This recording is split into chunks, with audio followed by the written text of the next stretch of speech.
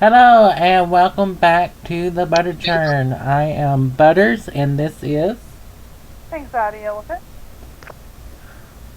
and we are coming back to you for episode 4 of the ButterChurn. Dun dun dun.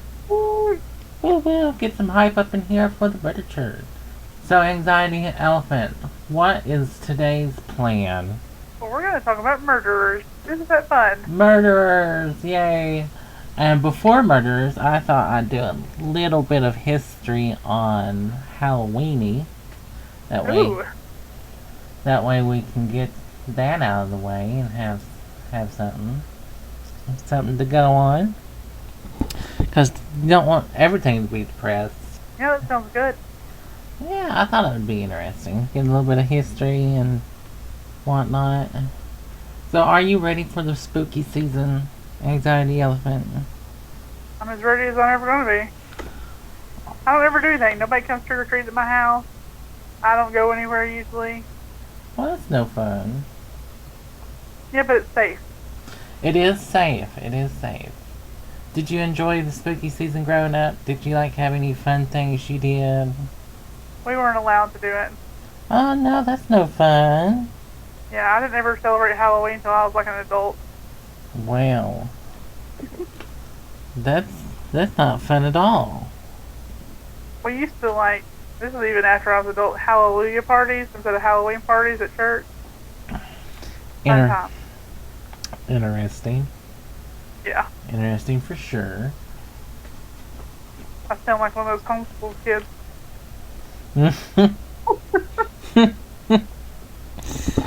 Oh, No offense to any homeschoolers out there. I mean, I was homeschooled, so I take much offense. Well, I was homebound, a little different, I guess. But let's see. Since it is spooky season, and this episode is for murderers and Halloween stuff, it will be a mismatch, I would say. But I thought we'd start off with some history of Halloween. Uh, just some tidbits people may not know, which I found interesting. It is definitely an interesting holiday, that's for sure. And where it got started and everything. Yes. So let's start off with what it was called back in the day. It was called Samhain. Wow, we're going way back. Yeah, we're going back. Wow. Back in the days when way back, it was called Samhain, an ancient Celtic festival. And this festival saw people lighting bonfires and dressing up in costumes to ward off ghosts and bad spirits and whatnot. Which sounds like a good time to me. Doesn't it, Sounds you? like, yeah. I mean, who doesn't want to dress up in costumes, dance around a bonfire, and just, have fun? It's definitely one of those fun holidays. It's not one of those, just let it just be. It's like the one of those you want to have fun on. Yeah. Usually it was celebrated, because back then they celebrated the New Year on November 1st. And believed the 31st of October was the night when the dead returned to the earth. Ooh, So, I get that. I'm usually done with the year too by November. Sometimes even before that, I'm ready for it to be over. me too. I'm already over it. I'm already over this week. I'm already over this week. But what's your opinion on or idea of the veil between life and death is more thinner on Halloween night? What's your thoughts? Well, I definitely believe that. I don't know if it's the day exactly, but I always think there's a very thin veil there between life and death, not just on this day. Oh, really? I mean, I believe in ghosts and stuff like that. Do you? I do. I believe energy sticks around and creates different forms in one way or another. It's not something I really want to go looking for, like some of those people do. You don't want to go look for it? Not usually, because usually that's like you're inviting it. If it's just there, that's fine. But I don't want to invite you over. Yeah. Not you. On October 31st, before All Saints Day, I believe it was called, which they celebrated November 1st.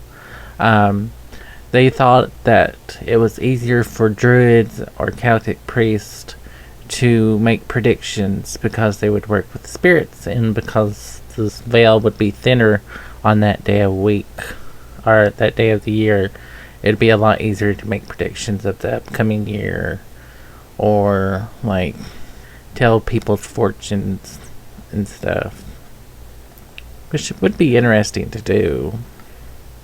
It'd be nice to have the whole Halloween experience: fortune telling, dressing up, ghost hunting. Bobbing for apples. Too. But usually the costumes, when they built the bonfires and stuff, they sacrificed animals alongside of crops to Celtic deities, which, sounds fun. But is it worth it? I don't know about the whole sacrificing thing. Sacrificing kind of iffy about it. Because I could never hurt a living creature, even if it was for food. I just couldn't do it. Could you? No, not in that sense. No, definitely not. I can't even raise a chicken and be like, oh, I'm gonna eat you later. I just can't do it. But true. The costumes they wore consisted of animal heads and skins and bones and stuff. Would you want a costume like that? No. Why not? I wouldn't think I'd want that all over me. That sounds really gross, actually. You wouldn't want like an animal head on your head and like a bear skin wrapped around you, and I just don't think I would. I mean, if it was ethically sourced, maybe. Like if it was roadkill or something, maybe. Who knows? But I don't know if I would go out of my way to get one. It's a little different than what we do today, but it does sound like a party, though. A party that could go on for hours. Yeah. Is that what they used to do? Did they stay up for hours? They stayed up a while doing it. They would have one bonfire, and then while that bonfire was lit, all their home fires would be put out, and then after they left the bonfire, they would reignite the hearth fires, and that was to keep spirits and stuff away from their houses and whatnot. Do you know where bobbing for apples comes from? I don't. So it is thought to believe that when Romans conquered most of the Celtic lands, they ended up combining two holidays. Samhain, for one, with Samhain. And these two holidays that they added were, one was to commemorate the passing of the dead, and the other was to honor Pomona, the Roman goddess of fruit and trees. And so this is where they thought that the tradition of bobbing for apples came from, was because fruit and stuff was offered during kind the of like a harvest festival. Yeah, kind of like a harvest festival. But they thought that somehow apples got involved and eventually became bobbing for apples. And then there's more traditions that involves apples and Halloween and stuff as we get later on. But it's like, it involves a lot of food for sure. Because back then they also used to set out wine and food in bowls for passing ghosts and spirits. One thing that's considered to be like what led to the tradition of trick-or-treating. But they brought them in to stop all that because I think they said the Pope at the time wanted to do away with that tradition and make it more about the saints, which is interesting. That is interesting because other people like Dia de los Muertos, they put out, food and stuff for their, for their saints or whatever. Yeah, a lot of religions use food as a offering or as a tribute to either gods and goddesses, deities, or to the dead, which is really interesting. Like, why is food so precious? I don't know, it seems to be a big part of almost every holiday. It is. It's always about eating and celebrating. I think it's kind of weird since there's such a huge Catholic population that the Pope would get rid of that. Well, they got rid of the bowls because they didn't want it to be like seen as a pagan thing. So they wanted to make it more Catholic, Christian type thing by making it where you do saints and stuff. So who knows? Very interesting. Have you heard of a soul cake? No. Okay, so this is a soul cake. Is a cake that was given on All Souls Day to poor citizens who begged for food. That's a lucky good thing. It is. And the deal, and what's funny is there was a deal to be made with this soul cake. Like, the person begging for food would get this soul cake and promises that they would pray for the family who gave the soul cake, dead relatives. So you had to promise to pray for the dead relatives of the person who gave it to you. So it's like, you're not getting this for free. You gotta. There's always a catch. There is always a catch.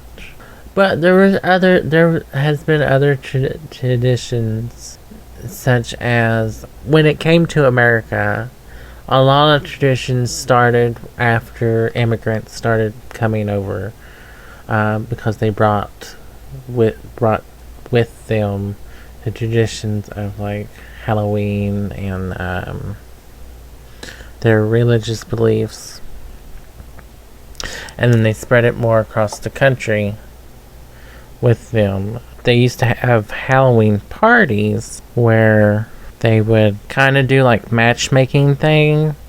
So a lot of like events on Halloween were more about finding your husband or bringing luck to someone in romantic love. It's like they try to take all the scary, gruesome stuff out of Halloween and make it more friendly. So they would have like scrying parties, viewing parties, or people would try to get their fortunes told in various different ways to see if they would get husbands, which is interesting.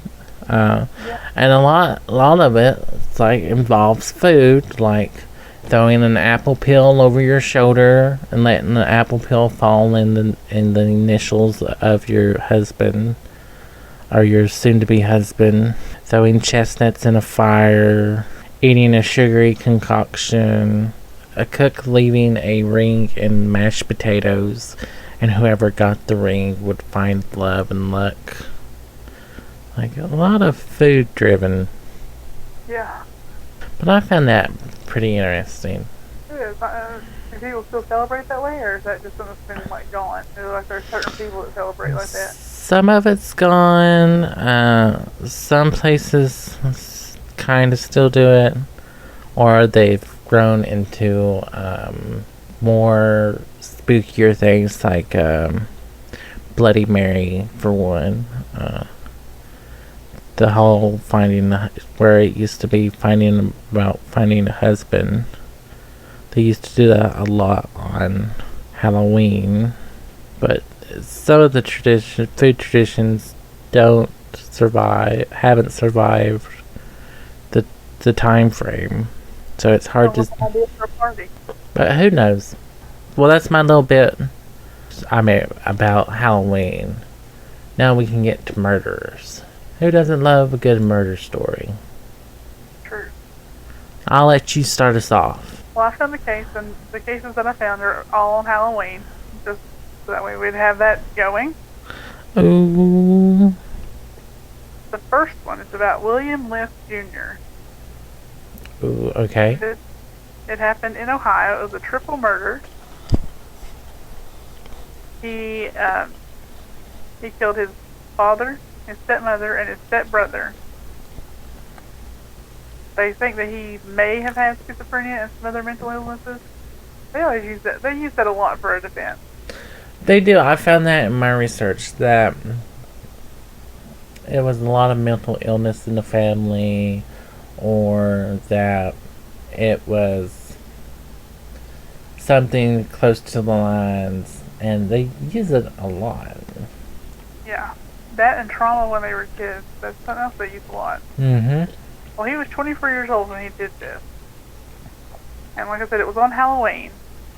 And he had another brother that wasn't home. He was at church that night. He came home and found it, and he thought it was some big Halloween prank that was being pulled on him. Oh.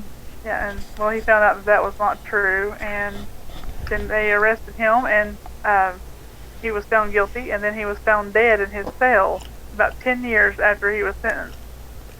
He got life in prison with no possibility of parole. Well, dang.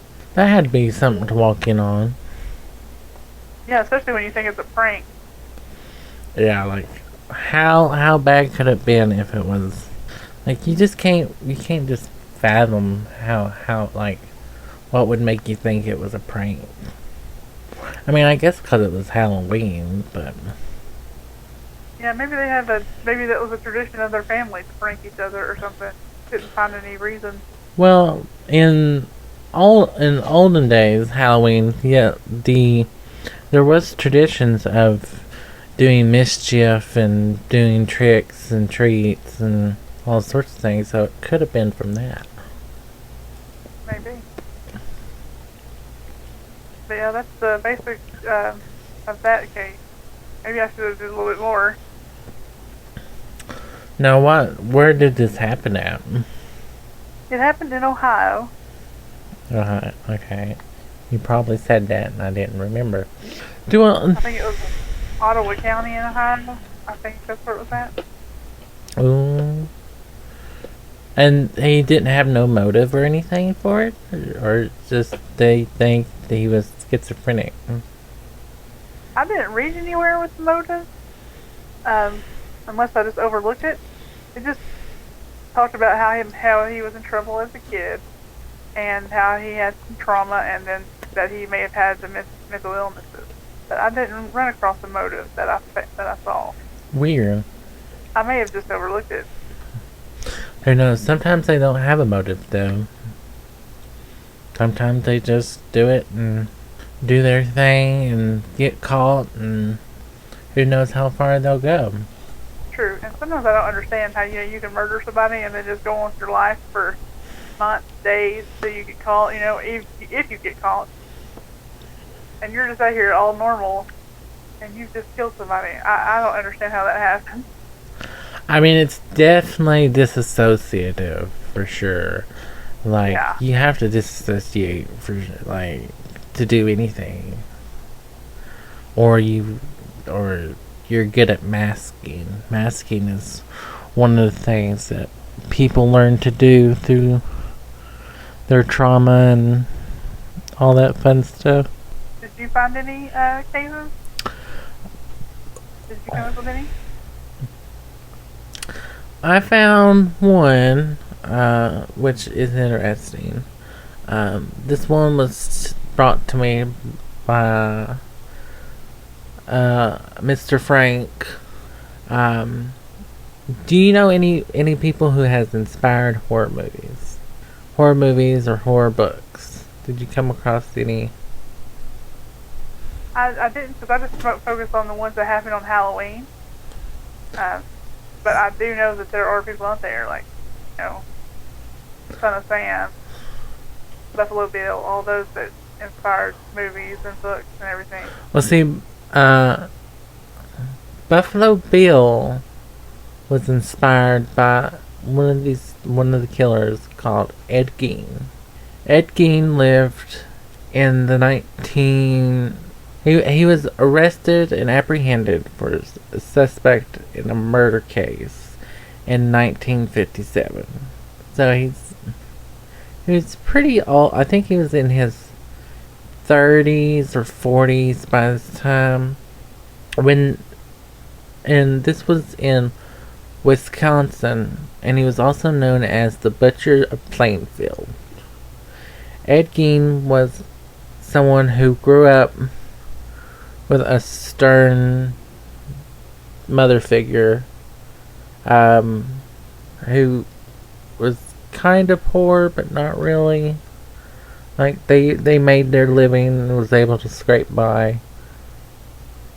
But he was known for being kind of awkward, kind of like a shut-in and whatnot, and people would go missing, and they didn't suspect him at all, did they? He was some would suspect him because his demeanor and the way he acted. After his mother died, he left her room untouched while the rest of the house kind of fell out and fell in disarray. When they went to arrest him, they did a search of his house, and they found organs and accessories and clothing fashioned from body parts. He also robbed grave sites to do his crafts and prepare his study of anatomy and stuff.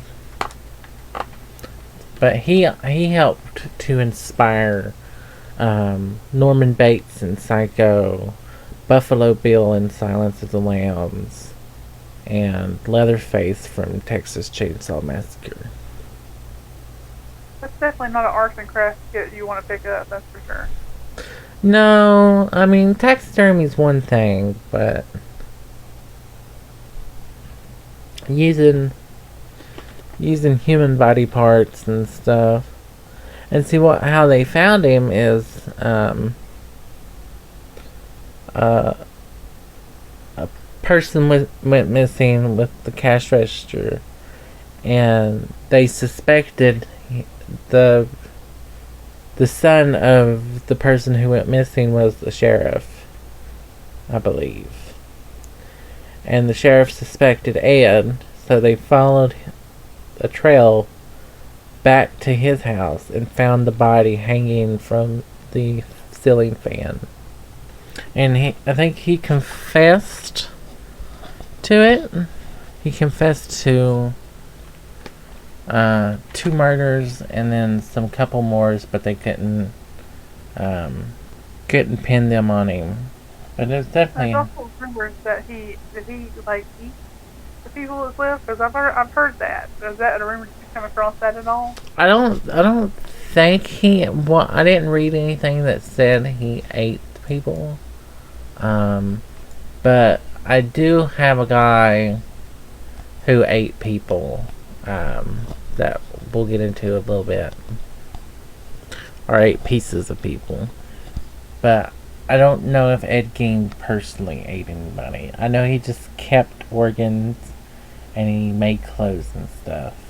Do you got another one for us? Yeah, I've got one about the man who killed Halloween. The man who killed... Oh, go ahead. The man who killed Halloween, that sounds interesting. And his other name is the Candyman. Ooh, the Candyman can. His name was Ronald Clark O'Brien, and this is in 1974 in Texas. He and his friend took their kids out trick-or-treating. And they only went on 2 streets. They just stayed close to home. And they came to this house with the lights off. They went up to it, and nobody answered. And they stayed just a little bit longer just to see if somebody would answer. Well, nobody came to the door, so the other adult and the kids went on. And Mr. O'Brien, he stayed back while they went on trick-or-treating. And he came up to them after he left the house and said that somebody had finally answered the door and gave him this candy, and it was 5 pixie sticks. So he gave one to each of the kids, and then they stayed up just a little bit longer, and then they went home. And Mr. O'Brien's son wanted to have one piece of candy before he went to bed, so he got to pick, and he picked the pixie stick. Ooh. Well, later on that night, he started getting really sick. And they took him to the hospital, and he didn't stand a chance. By the time he got to the hospital, he was already dead. And the police they only knew they went on those 2 streets. So the police were trying to figure out where the candy came from and which one it was, and if, who gave them those pixie sticks. Yeah. Well, obviously his dad is the one who gave it to him. And when they examined one of the others that were given to the other kids, they were half full of the sugar powder and half full of potassium cyanide. Ooh. So this man killed his own kids. And why he did it is something really crazy, because you just don't hear about it a lot. Like when you don't hear about parents taking out life insurance policy on their kids a lot. Yeah. But he had went and took a life insurance policy on his kids. So for $20,000, he murdered his 8-year-old son on Halloween, and could have potentially murdered 4 other kids with those 66. Well, that's not a lot. No. But, I mean, do it to your own son, and just for $20,000. Yeah. I guess in 74, that would have been a little bit higher. Yeah. 20,000 would be a little bit bigger. It would have gone a lot further, for sure. They caught him almost immediately. I mean, because they saw the 66, but he had stapled them shut rather than, tried to close them back any other way. Yeah. And he didn't leave a very inconspicuous path. He got told on for buying the cyanide. I mean, it was almost immediately that he was suspect number 1. And this guy is the reason why all those myths about things in your candy, razor blades and edibles and cocaine and all that stuff. This guy is the guy that started all of that. Well, well then. And that's why they call him the Candyman, or the man who killed Halloween. Well, that's interesting.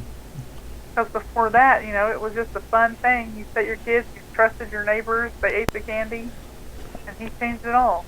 How could he? I know. Changing it like that. How dare he? I do want to say this, though.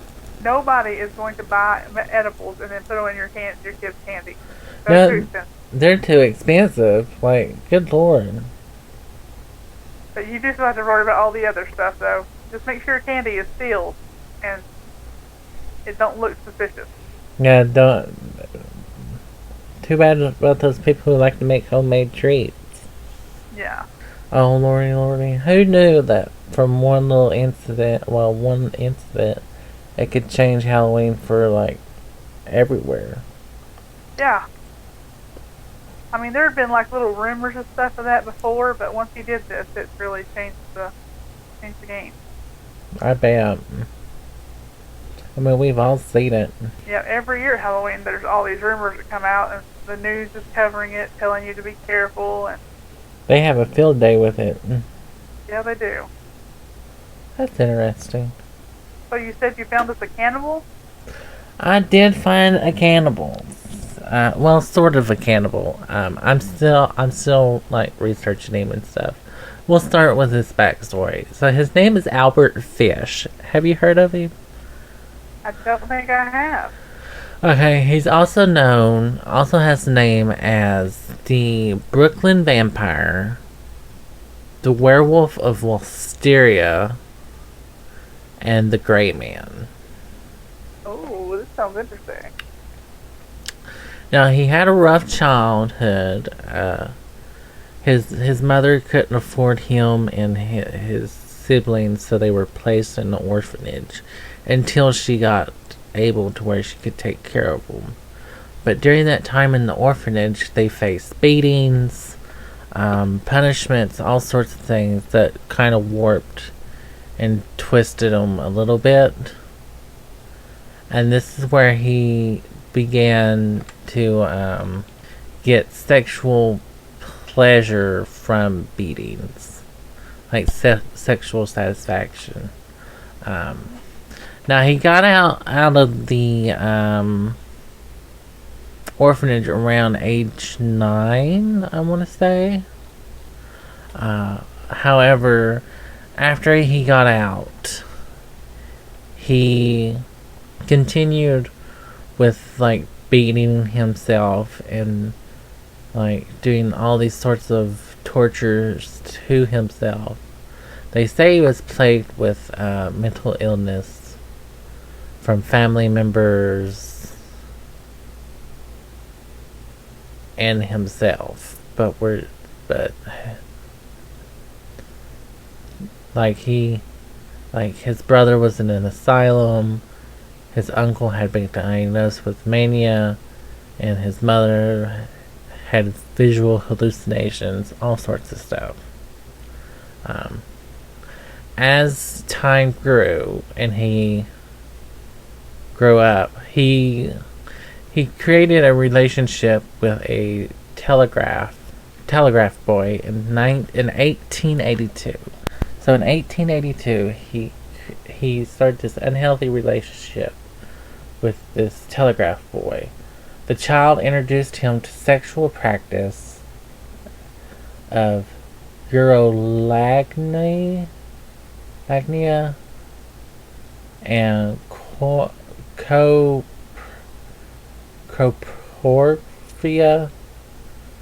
which is no shame, but shame. It's gross. Urolagnia is the sexual attraction and attraction of seeing someone pee or thinking about pee. And coporphia is the consumption of human waste. So he was doing that at a young age. Eventually, he became very sadomasochistic, which led him to an obsession of sexual self-mutilation. And he would regularly imbue needles into his groin and abdomen and flog himself with a nail-studded paddle. Oh my goodness. Yeah. But at the age of 20, he moved to New York, where he then began to do crimes against children. So he would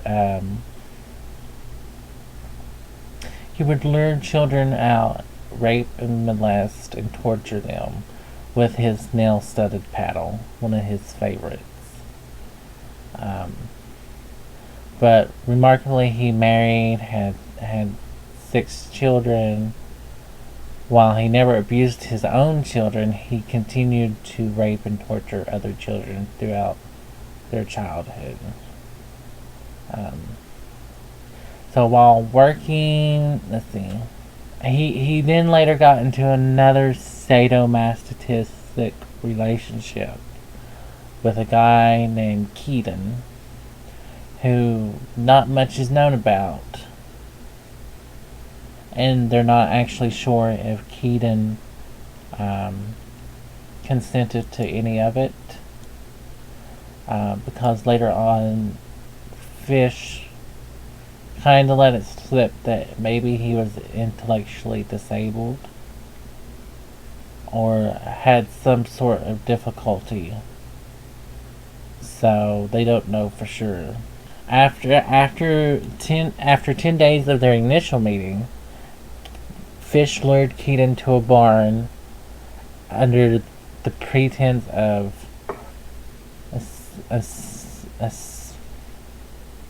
assignation, some word I can't say, and that's where Fish kept, tortured, and murdered Keaton. He cut off, he tortured him for 2 weeks, and at the end he cut off half his penis. Oh God. Yeah, it was. And then when he was done, he left a $10 bill for his trouble.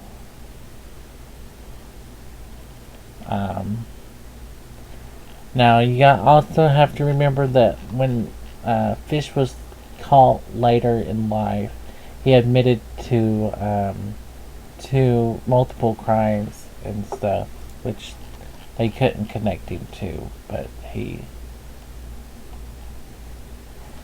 Said he did them. yeah, he said he did them. As later as it went on, he kept embedding needles into his groin and stuffing wool covered in a lighter fluid into his anus and setting it on fire. He did this to himself? He did this to himself, and his symptoms of mental illness were becoming difficult to conceal by 1917. So he began having auditory hallucinations, as well as wrapping himself in a carpet on the instructions of John the Apostle. And then he also began to teach his children sadomasochist games before developing an obsession with cannibalism. He had children?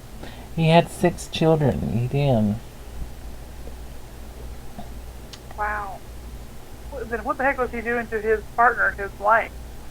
Apparently he wasn't doing anything to his family or his wife, so they never knew anything was happening at all.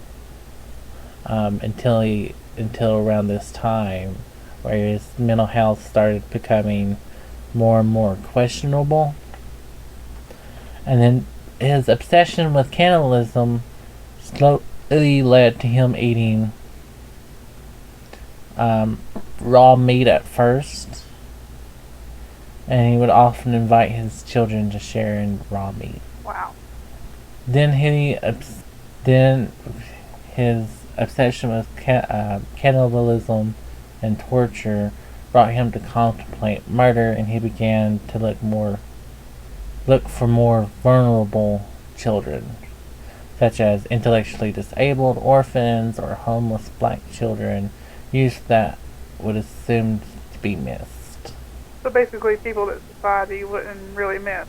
Yeah, so that they didn't have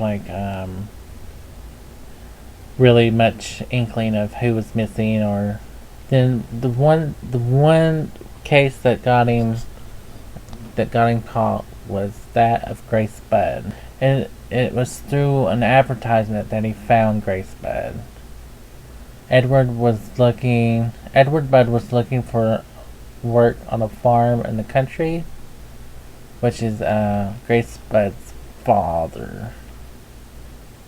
And Fish originally planned on hiring Edward and bringing him out to the country to torture him. But then it went all downhill from there. I guess so, if that's the way he got caught. Well, see, Edward, and I don't think Edward, like, before he took the offer, Edward was mulling it over, and Fish noticed the young girl standing behind her parents, which was 10-year-old Grace. He had a new plan. That's when he changed his target. He didn't want to target Edward no more. He was after Grace. That kind of goes against everything he's done so far, though, because he would have been missed. Yeah, and that's he got an obsession with Grace, and You say she was 10 at the time? yeah, she was 10, and Fish was unassuming looking stranger. They convinced Albert Budd to let him take their daughter along to his niece's birthday party. So that's how he got a hold of her. And then that's where he finally, it took her upstate to torture her and kill her. And they found him because he wrote a confession letter to the family. Like, What's he doing all this stuff at? Someplace in New York, man. Was it at his family's house? Did they know what was going on at all? I don't think it was at his family's house, but at a house that he held somewhere upstate. Uh-huh. And then in the letter, he wrote how she struggled, he choked her, he cut her up into small pieces, and it took him 9 days to eat her entire body. Like, he wrote it in his letter to the parents. Send that letter to them? He did send the letter to him. That's how they got him. The parents got the letter and was told by the police, or showed the police, so they tracked him down from there. And when they caught him, Fish confessed in an instant. He like confessed like as soon as they caught him. Wow. Well, That seems kind of like a waste if you're going to confess as soon as they arrest you. Yeah. In the end, only 3 children could be proven to be his victims. But he had other crimes associated with him as well, but they weren't sure. But that's pretty much... I suspect anything? I don't think his wife suspected anything. In 1935 is when the trial began for him. And... Let me guess, he was the insanity plea? yeah, innocent due to insanity. So what happened? They found him guilty. And then while waiting his fate behind bars in Sing Sing prison. Ooh, he went to Sing Sing. In Occasion, New York, he was permitted to write a series of notes regarding his crimes that would help reporters covering the gruesome case. His chilling claim that he had a child in every state remains unconfirmed. In 1936, before his execution, and they showed what Fish had wrote, and it was like, these are too macabre for public consumption. So that's that. A very interesting case. It was, and apparently they have pictures of him and of x-rays of his pelvis showing needles in his groin and stuff. Okay, she may not have known about the murderers, but she had kids with this man. Did she not see that something was wrong with that part? She may have not, because usually it's the ones closest to him, they don't realize what's going on or what's happening. and then they get lost, and who knows. But tell us about yours. What you got for us next? But this case was Rob Farrell, and he was a murderer and somewhat of a cult leader. This one didn't happen on Halloween. This is just a different one. There was this group of teenagers that claimed to be vampires, and they called themselves the Vampire Clan. And all this was based on this role-playing game, Vampires the Masquerade. I don't even know if you can get that anymore, but you used to be able to. It used to be one of those role-playing games, kind of like Dungeons and Dragons, but with vampires. Yeah. So he went around saying that he was a 500-year-old vampire, and that's why all these kids, they just came to him and they respected him as a cult leader and did what he said all the time. Well, he ends up meeting this girl, Heather, and she lives in Florida. He lives in Kentucky. And he decided that he needed to go get Heather, and they were going to go, him and his clan and Heather were all going to go to Louisiana to gamble. When he goes to get Heather, he kills her mother and father. Not just a regular, I mean, this is a brutal killing. Like an overkill. Oh, snap. He just went kind of nuts on them. And, they caught him fairly quickly, actually. And he became the youngest person in the United States to ever be on death row. But later on, it was commuted to life in prison. But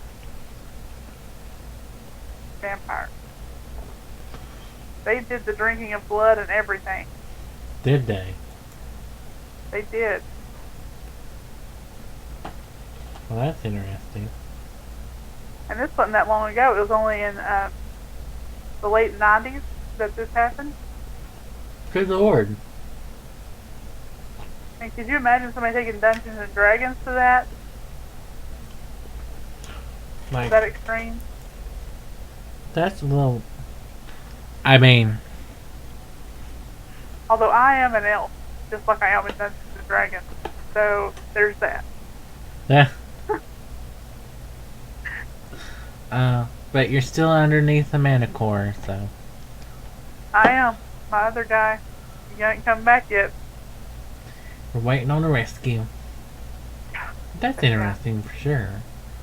It is. It kind of makes me want to find the game, because I really want to see what it's about. The, Masquerade? Yeah. Apparently there's a lot of stuff similar to what happened in that case that happened because of this game.